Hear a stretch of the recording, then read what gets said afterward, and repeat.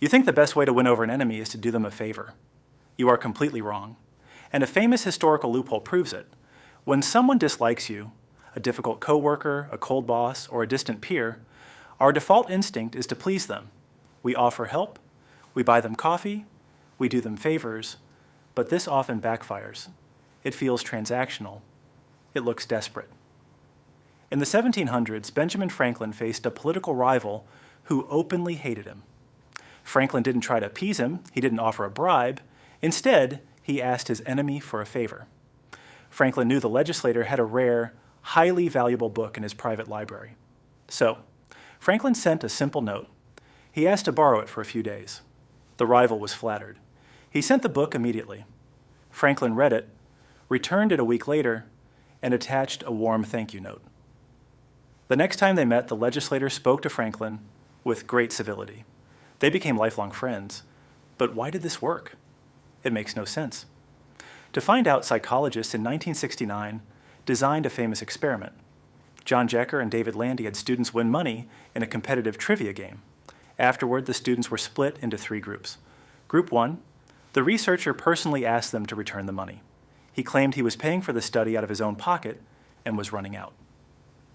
Group 2, a secretary asked them to return the money to the department fund. Group 3, nobody asked them to return anything.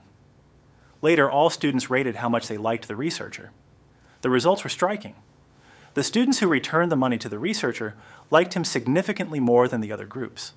By doing him a favor, they liked him more. This is driven by a psychological mechanism called cognitive dissonance. Your brain hates contradiction. It constantly strives for consistency between your actions and your thoughts. When Franklin's rival lent him the rare book, his brain faced a conflict. Thought A, I dislike Benjamin Franklin.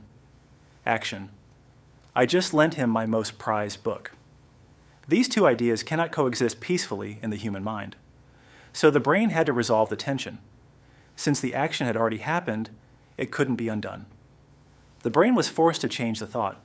It concluded, I helped him, so I must actually like him. Your brain assumes your actions follow your feelings, but in reality, your feelings often change to justify your actions. Once you see this loop, you realize how backward our social defaults are. Always doing favors for others can create subconscious pressure. It makes them feel indebted. It can even make you seem lower status. But asking for a small, low-stakes favor does the opposite. It shows that you trust their knowledge, their taste, or their capability.